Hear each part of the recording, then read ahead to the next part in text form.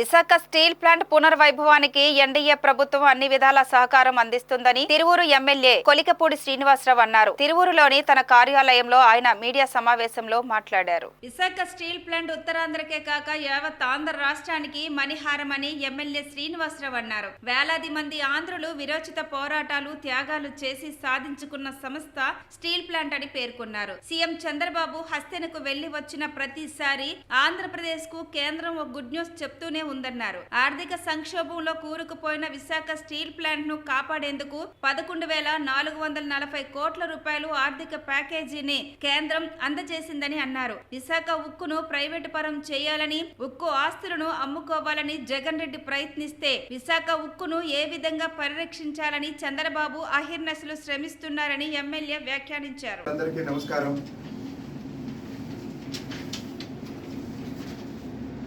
గత కొద్ది రోజులుగా కేంద్ర ప్రభుత్వం విశాఖ ఉక్కుని నిలబెట్టడం కోసం, కాపాడటం కోసం ప్రకటించిన 11,440 కోట్ల రూపాయల ప్యాకేజీ గురించి రాష్ట్ర ప్రజలందరూ గత కొద్ది రోజుగా మీడియాలో చదువుతున్నారు. మన రాష్ట్రంలో చాలా పరిశ్రమలు ఉన్నాయి. విశాఖ ఉక్కు ప్రాముఖ్యత ఏంటంటే, విశాఖ ఉక్కు ఆంధ్రుల హక్కు అనే నినాదంతో పోరాడి సాధించిన ఒక కేంద్ర ప్రభుత్వ రంగ సంస్థ.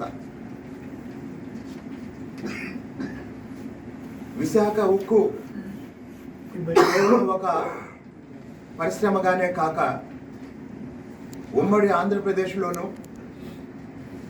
ఇప్పుడు విభజిత ఆంధ్రప్రదేశ్లోను,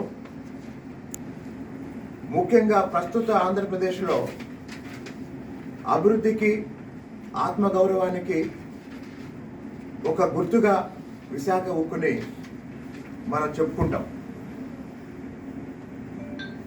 మరి ఇలాంటి ఇంత ప్రాధాన్యత ఉన్న విశాఖ ఉక్కు కర్మాగారం గత 5 సంవత్సరాల్లో జగన్మోహన్ రెడ్డి గారి ప్రభుత్వం, జగన్మోహన్ రెడ్డి గారి మీద ఉన్న కేసుల వల్ల కేంద్ర ప్రభుత్వాన్ని జగన్మోహన్ రెడ్డి గారు విశాఖ ఉక్కు పరిరక్షణ కోసం గట్టిగా అడగలేని కారణంగా నష్టాల్లో కూరుకుపోయి ప్రమాదంలో ఉన్న సమయంలో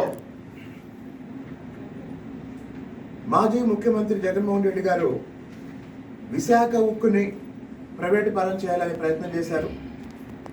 అలాగనే విశాఖ ఉక్కు కర్మాగారానికి రైతులు ఇచ్చిన కొన్ని వేల ఎకరాల భూముల్లో ఒక 7,000 ఎకరాల భూముల్ని అమ్మితే తప్పేంటి అని గత ప్రభుత్వం ప్రయత్నం చేసింది.